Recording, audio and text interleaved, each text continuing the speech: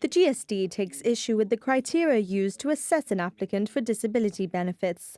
Daniel Feetham says a panel assesses whether an applicant's disability severely and adversely affects their daily life, and that this casts too wide a net, excluding many with less apparent disabilities. In the UK, they're much more flexible because they will then test that disability in relation to certain markers, person's ability to understand, to remember, to empathise with others, to integrate within a workplace, for example, and then they make a decision as to whether that person ought to be awarded a disability benefit. I think in Gibraltar it's far too restrictive, and it is leading to a situation where people that are genuinely disabled are not being allowed, are not being awarded disability benefit. In your statement, you say that the severity shouldn't really come into this, but in your manifesto just a couple of months ago, you said that you'd review allowances based on the severity of disabilities. Well, but we didn't.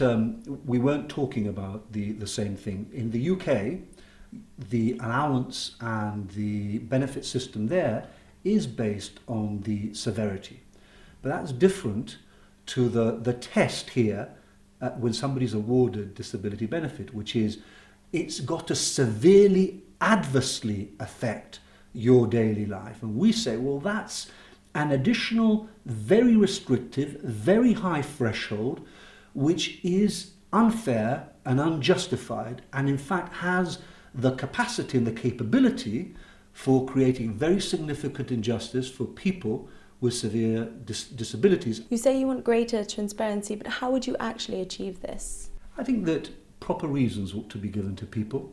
I see a lot of people on a weekly basis. Not every week do I see people with disabilities, but the decision's not properly explained. They receive a letter saying, well, your condition doesn't severely adversely affect you in your daily life. Well, how have you come to that kind of decision? I think there ought to be a greater effort to really explain decisions to people. You highlight a case of a constituent you've come across who has had their benefits reduced, I believe, after going into employment. Do you know whether it's certainly due to an income that their benefits have been reduced? The government in 2012-2013, they changed the rules, administratively, I believe, so that if somebody is employed within a sheltered employment scheme, their disability benefit is then reduced. It's not taken away altogether, but it's then reduced because they're earning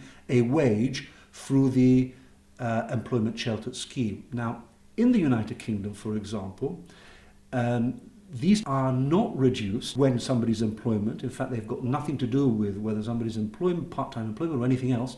Why? Because they're not means tested.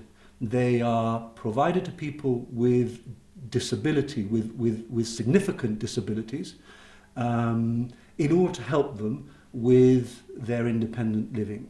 We should not be reducing disability benefit in those circumstances. Mr. Feetham is planning to take a motion to Parliament in the new year on the matter and request figures on the number of disability benefits granted.